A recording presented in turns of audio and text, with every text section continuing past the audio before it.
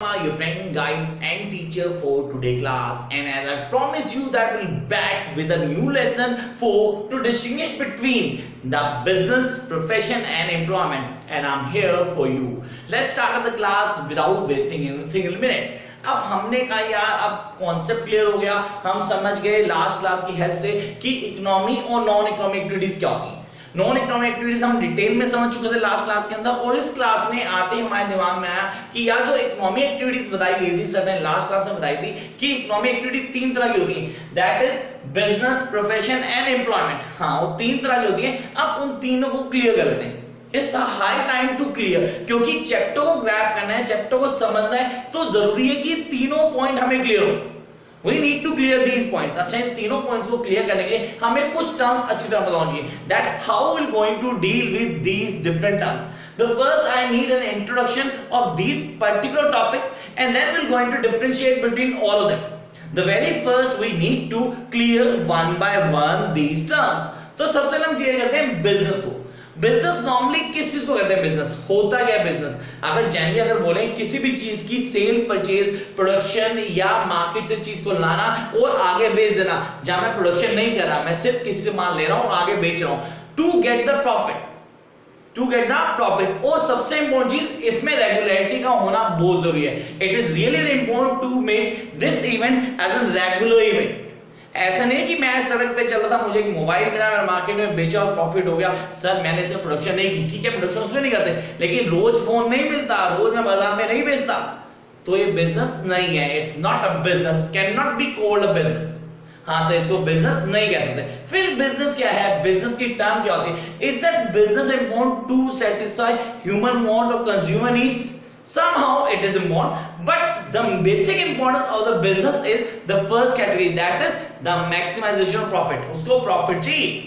कोई भी आदमी कोई भी एक्टिविटी करेगा, अगर वो एक्टिविटी कर रहा है तो प्रॉफिट के लिए कर रहा है, उसका बिजनेस प्रॉफिट है। The basic issue, the basic motto of a business is to earn profit. याद रखेंगे आप, this is definitely come in your paper. आपने कहा sir let's start up the discussion. Indian version, it refers to an occupation. Write down those who are really willing to learn. So it's better to write down. छोड़ो मत यार, लिख लो। कह रहा है it refers to an occupation in which people regularly engaged. As I mentioned, people regularly engage in an activity related to purchase, production or sale of goods and services. Sir कोई भी चीज करना, चाहे आप परचेज कर रहे हो, चाहे आप प्रोडक्शन कर रहे हो, या आप सर्विसेज की सेल और परचेज कर रहे हो, गुड्स और सर्विस दे रहे हो किसी को। Now to earn profit, to earn profit, एक लाइन आप मेरी तरफ से ऐड कर लो, to satisfy human want, by satisfying human want. अगर वो सेटिस्फाई होगा तभी तो हमसे चीज खरीदेगा, अगर उसको चीज चाहिए तो। The first condition, the most important condition जो यहाँ रिक्वायर्ड है, we need to work it out. Jump up to the next phase, that is none other than the profession. आपने कहा सर प्रोफेशन किसको कहते हैं? What is known as to profession? Profession हर वो चीज प्रोफेशन है जिसमें स्पेशलाइज्ड नॉलेज है, जहां पे कोई कोड ऑफ कंडक्ट वैल्यू करता है, जहां पे रूल्स एंड रेगुलेशन होती है। Not anyone can be a teacher, not anyone can be a doctor, not anyone can be a CA or CS, because there's certain degree, there's certain rules and regulations, there's certain code of conduct that to be followed. कुछ code of conduct, कुछ चीजें होती हैं जो follow करनी चाहिए, तो वहां इंपॉर्टेंट है वो। We have to mention that here activities which are require, activities which are require special knowledge, that require special knowledge, skills. In every profession there are certain guidelines or a code of conduct to follow. That is really very important. कोई ना कोई code of conduct है जो वहां follow करना होता है। अब मैं अगर वो कोड ऑफ कंडक्ट फॉलो करता हूं, अगर मैं सारी चीजें कर रहा हूं, then I be able to get all that points. That is really very important for me. तो मेरे लिए कोड ऑफ कंडक्ट फॉलो करना था, that turns out to be a profession. ये क्या बन गया? Profession. Time to jump up to the next one, the third, the last phase, that is employment. Employment क्या है यार? Whether I work for you and getting salary from you, that's employment. आपने कहा sir जब किसी को services दे रहे हैं उस सर्विस के बदले हमें जो पैसे मिल रहे हैं, जिसको हम सैलरी कहें, वेतन कहें, भत्ता कहें या कुछ भी कॉम्पनसेशन कहें, रेम्युनेशन कहें, क्या कहलाएगा? Employment. That's true, that is not an employment. कोई भी आदमी जब अपनी सर्विसेज रेंट कर रहा है उसके बदले जो ले रहा है ऑन अ रेगुलर बेसिस, क्या कहलाएगा? Employment. Here the occupation which people work for other, I repeat my words, people work for other now and get remuneration in return, and get remuneration in return, that is known as to be an employment। क्या कहलाएगा वो? employment। तो अभी तक हमने तीन चीजें की, जो सबसे पहले थी हमारे पास business, second profession and employment. Hope you are getting all these points, और समझ आ रही है तो साथ साथ लिख भी रहे होगे। अब एक टाइम आया क्विक रिटर्न के लिए। जो पेपर में क्वेश्चन आएगा वो आएगा differentiate between business, profession and employment. तो मैं आपको एडवाइस दूंगा, अगर 6 नंबर का क्वेश्चन आता है तो पहले आप लोग डिफाइन करेंगे, तीनों को वन बाय वन डिफाइन करना है, and then go for this table. इसमें 4 ब्लॉक्स बनाने हैं आपने। पहला ब्लॉक होगा बेसिस का, जिसमें आप बताओगे बेसिस जिस पे आप उन सब में कंपैरिजन करोगे, डिफरेंशिएट करोगे। देन आप एक बिजनेस का कॉलम देंगे, एक प्रोफेशन का और एक एम्प्लॉयमेंट का।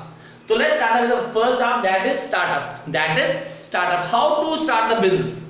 Business का startup कैसे होगा? The first thing is an entrepreneur decision. हाँ sir, entrepreneur. Who is the entrepreneur? The one who takes the risk to start a business. Write down please. Business study के लिए student के लिए सबसे important topic है क्या? Who is an entrepreneur? The entrepreneur is the one who takes the risk to start a business. Is that clear? इस entrepreneur decision, और हो सकता कोई लीगल फॉर्मेलिटीज हो तो कोई लीगल फॉर्मेलिटीज करो और बिजनेस शुरू कर दो।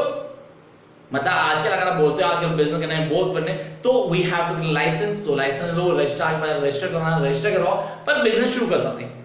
तो बेसिकली शुरुआत कहां से होती है? एंटरप्रेन्योर डिसीजन से।